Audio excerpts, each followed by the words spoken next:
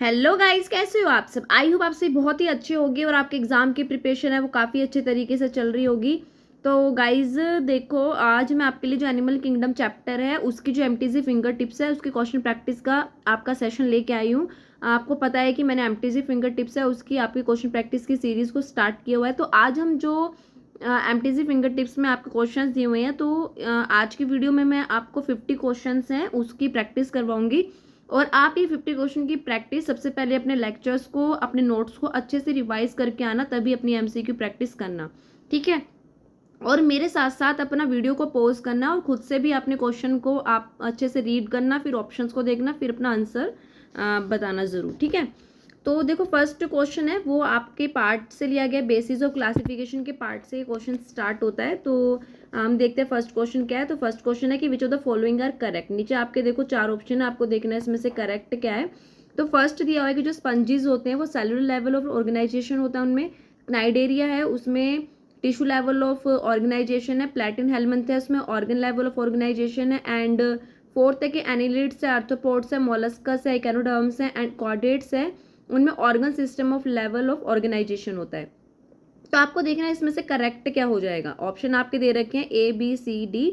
तो गाइज देखो, यहाँ पे ना आपकी चारों की चारों ही करेक्ट है, बिल्कुल first second third and fourth, ठीक है। तो इसका जो राइट आंसर हो जाएगा आपका डी हो जाएगा कि first second third and fourth चारों ही आपकी करेक्ट है। नेक्स्ट क्वेश्चन पे हम चलते हैं कि आपको देखो यहाँ 2 स्ट्रक्चर दिए हुए हैं, आइडेंटिफाई करना है कि टाइप ऑफ सिमेट्री क्या है एंड जो एनिमल्स है ए एंड बी में क्या है, ठीक है। तो नीचे आपके ऑप्शन है ए बी सी डी में, जिसमें ए में दिया हुआ है bilateral, bilateral, radial, radial and B में है symmetrical, bilateral, bilateral and radial, ठीक है। तो यहाँ पे इसमें देखो जो आपका ए बना हुआ है वो एक फिगर है हमारा हाइड्रा का, और इसमें जो सिमेट्री होती है रेडियल। नेक्स्ट अगर हम बी में बात करें तो ये जो आपका डायग्राम बना हुआ है वो हमारा कैंसर क्रैब का बना हुआ है, और इसमें बायलेटरल सिमेट्री होती है। तो हम देखेंगे किसमें हमारा ए का रेडियल सिमेट्री हो जाएगा और जो फिगर बी है उसका बायलेटरल सिमेट्री। तो इसमें जो ऑप्शन हो जाएगा सी, कि ए में रेडियल है एंड बी में बायलेटरल है। नेक्स्ट चलते हैं हमारे क्वेश्चन की तरफ। थर्ड क्वेश्चन है कि which of the following statement is incorrect regarding bilateral symmetry, ठीक है। बायलेटरल सिमेट्री के रिगार्डिंग कौन सी स्टेटमेंट है जो आपकी इनकरेक्ट है। तो नीचे कुछ स्टेटमेंट है, हम उनको देखेंगे। ए स्टेटमेंट है body can be divided into 2 equal halves by a single plane only. B है the organism that show bilateral symmetry and have paired body organs that occur on the 2 sides of a central axis. C है it is a found in all invertebrates and few vertebrates and D है annelids है वो show करा bilateral symmetry। तो आपको देखो इसमें ना इनकरेक्ट रिगार्डिंग बताना है बायलेटरल सिमेट्री के। तो इसमें देखो सी ऑप्शन को देखो कि जो it is found in all invertebrates and few vertebrates हैं, तो ये हमारा इनकरेक्ट हो जाएगा। बिकॉज जो स्टेटमेंट है देखो ए बी एंड डी है वो तीनों ही आपके स्टेटमेंट करेक्ट है। कि ए में दिया हुआ है कि body can be divided into 2 equal halves by a single plane only, ये राइट है। बी में the organism that show bilateral symmetry have paired organs that occur on the 2 side of a central axis. अगर C में बात करें तो इसमें दिया हुआ है कि it is a found in all invertebrate and few vertebrate, जबकि इसमें आंसर होगा कि फाउंड होती है हमारी फ्यू इनवर्टिब्रेट्स में एंड ऑल वर्टिब्रेट्स में। तो इसमें जो इनकरेक्ट पूछा था इसलिए इनकरेक्ट हो जाएगा हमारा सी। और डी में दिया हुआ है कि एनिलिड्स से वो शो कर रहा होता है बायलेटरल सिमेट्री, बिल्कुल करेक्ट है। तो नेक्स्ट फोर्थ क्वेश्चन की तरफ चलेंगे कि identify the animal which has bilateral symmetry. नीचे आपके ऑप्शन है, आपको देखना है कि कौन सा एनिमल्स है जिसमें बायलेटरल सिमेट्री वो शो कर रहा है। ए है कॉकरोच आर्थ्रोपोडा, बी है राउंडवॉर्म एस्केल हेलमिंथिस, सी है प्लेनेरिया प्लेटिन हेलमिंथिस एंड डी है ऑल ऑफ दिस। तो इसमें बायलेटरल सिमेट्री है वो तीनों में ही होती है, तो इसका आंसर हो जाएगा D, all of this. Next हमारे फिफ्थ क्वेश्चन की तरफ चलेंगे। फिफ्थ क्वेश्चन को देखो कि the animal possessing the following type of germ layers, A and B दिया हुआ है आपको, ठीक है। Following type of germ layers है, तो आपको दोनों फिलिंग द ब्लैंक से बताना है क्या क्या आ जाएगा। तो सबसे पहले हम देखेंगे यहाँ पे देखो जो ये वाला है, इसमें देखो आपकी जो लेयर दी हुई है 2 दी हुई है, तो इसमें 1 एंड 2 यहाँ पे डिप्लोब्लास्टिक हो जाएगा। एंड इसमें हमारी एक ये लेयर और दी हुई है तो हमारा ट्रिप्लोब्लास्टिक हो जाएगा। तो इसका जो आंसर हो जाएगा ए और बी का, इसमें ए हो जाएगा डिप्लोब्लास्टिक ए में है एंड बी में क्या है वो ट्रिप्लोब्लास्टिक हो जाएगा।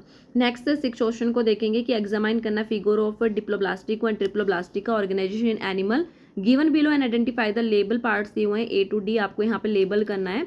आपके ऑप्शन दिए हुए हैं ABCD। आप वीडियो को पॉज करो, इस क्वेश्चन को बहुत अच्छे से करना, आपको पता होना ज़रूरी है कि कौन कौन सी लेयर है।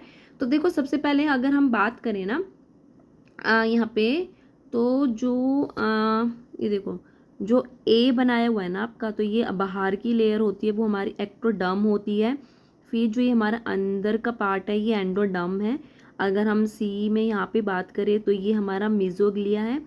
एंड यहाँ पे जो डी है ये जो डिप्लोब्लास्टिक में होता है, डिप्लोब्लास्टिक में प्रेजेंट नहीं होता है, तो ये जो डी वाला है ये हमारा मेसोडर्म है। तो इसमें जो आंसर हो जाएगा आपका, इसमें जो आपका आंसर हो जाएगा वो आपका डी हो जाएगा कि ए हमारा एक्टोडर्म है, बी हमारा एंडोडर्म है, सी हमारा मेसोग्लिया है एंड डी हमारा एक मेसोडर्म है। ठीक है, नेक्स्ट चलेंगे हमारे 7th क्वेश्चन की तरफ। तो 7th क्वेश्चन है diploblastic and triploblastic are terms that describe. ठीक है, तो अब डिप्लोब्लास्टिक और ट्रिप्लोब्लास्टिक के रिगार्डिंग आपको टर्म्स दी हुई है और आपको देखना कौन सी है वो उसको डिस्क्राइब कर रही है। ऑप्शन ए है the number of invagination during embryonic development, B है the number of heads during embryonic development, C है the number of germinal layers during embryonic development and D है the number of cell type during development. तो इसका जो right answer होगा देखो सी हो जाएगा। The number of germinal layers होती है वो ड्यूरिंग होती है एम्ब्रियोनिक डेवलपमेंट। देखो गाइज जो ड्यूरिंग एम्ब्रियोनिक डेवलपमेंट होती है तो डिप्लोब्लास्टिक एनिमल्स होते हैं वो 2 जर्मिनल लेयर्स रखते हैं जिसमें एक्टोडर्म होता है और एंडोडर्म होता है। ठीक है, जैसे एग्जाम्पल हो जाएगा हमारा सीलेंट्रेट। और अगर हम बात करें जो ट्रिप्लोब्लास्टिक एनिमल्स होते हैं उसमें 3 जर्मिनल लेयर्स होती है, एक तो एक्टोडर्म होती है, एक मेसोडर्म होती है एंड एंडोडर्म होती है। और इसका जो एग्जाम्पल हो जाएगा वो हो जाएगा प्लेटिल हेलमिंथस। तो जो 7th आपका क्वेश्चन है इसका आंसर हो जाएगा आपका सी।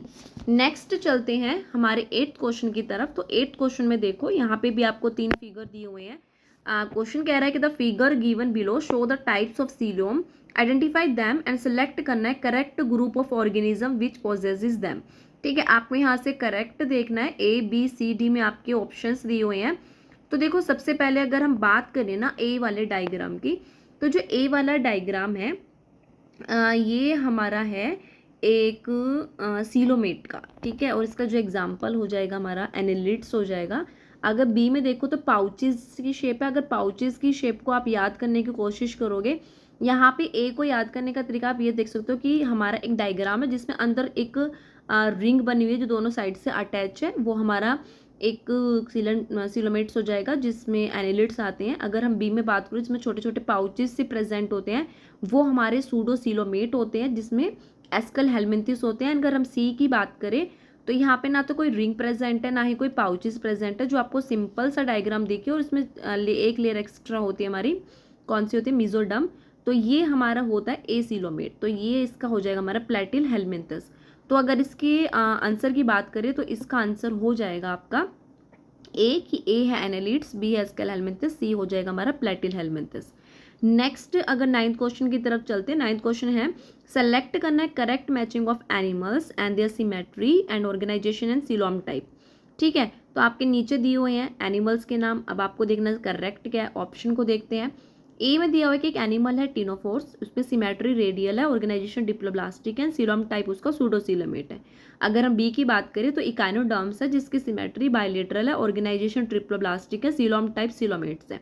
सी में प्लेटिल हेलमिंथस है जिसकी सिमेट्री बायलेटरल है, ऑर्गेनाइजेशन ट्रिप्लोब्लास्टिक है, सीलोम टाइप ए सीलोमेट है।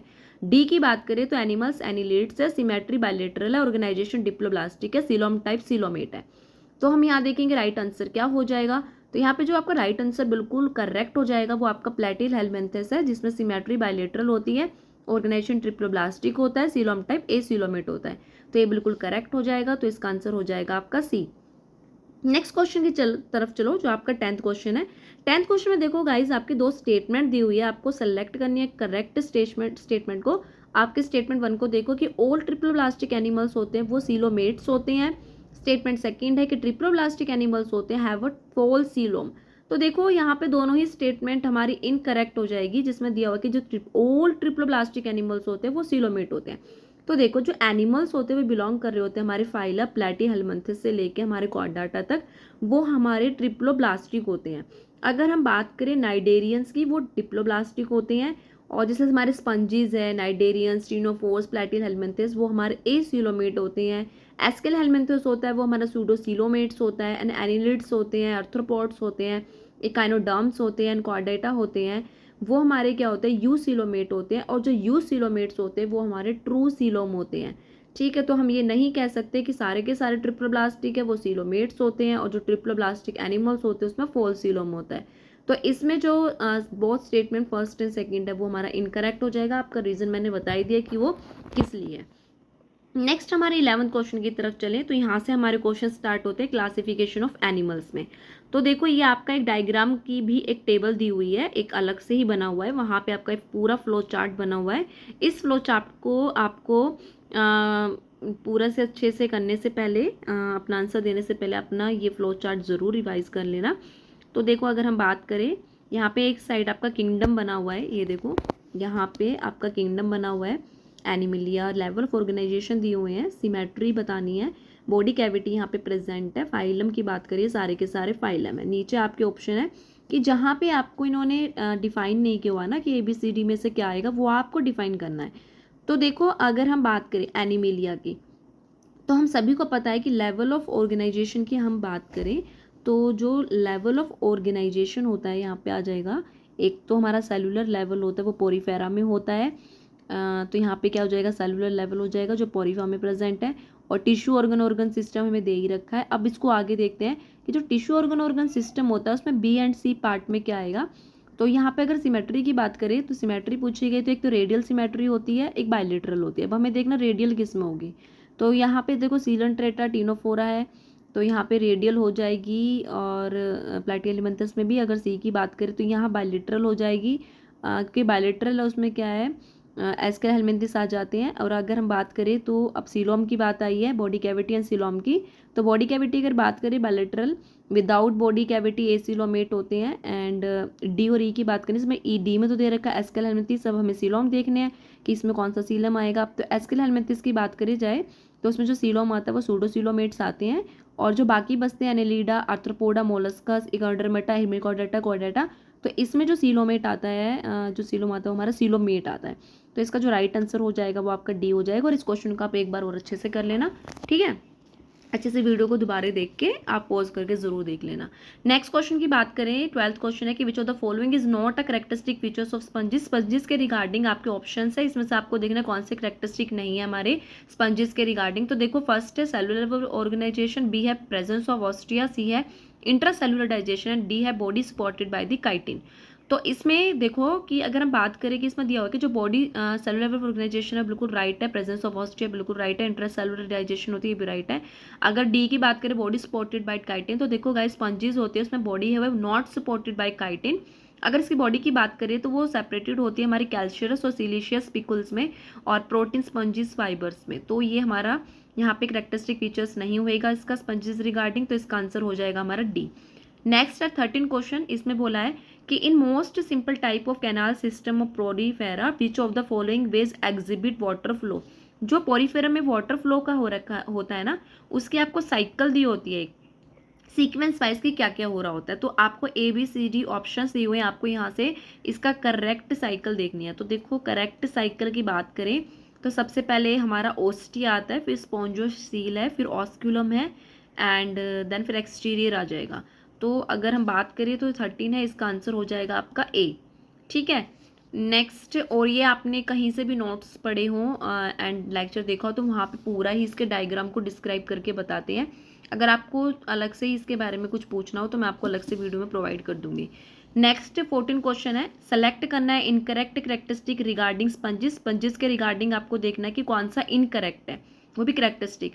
पहला है A इंटरनल फर्टिलाइजेशन, B है एक्सटर्नल फर्टिलाइजेशन, C है रिप्रोड्यूस एक्सेक्सुअल बाय फ्रेगमेंटेशन, D है इनडायरेक्ट डेवलपमेंट।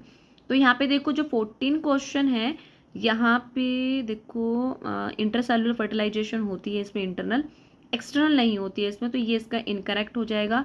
और रिप्रोडक्शन होता है sexual by fragmentation, indirect development होती है। तो इसमें जो इनकरेक्ट हो जाएगा करेक्टरिस्टिक वो हमारा B हो जाएगा एक्सटर्नल फर्टिलाइजेशन। 15 क्वेश्चन को देखो, which of the following statement is correct for sponges without exception. अब यहाँ पे स्टेटमेंट दी हुई है और आपको करेक्ट स्टेटमेंट देखनी है स्पंजिस के रिगार्डिंग, को भी बिना किसी एक्सेप्शन के।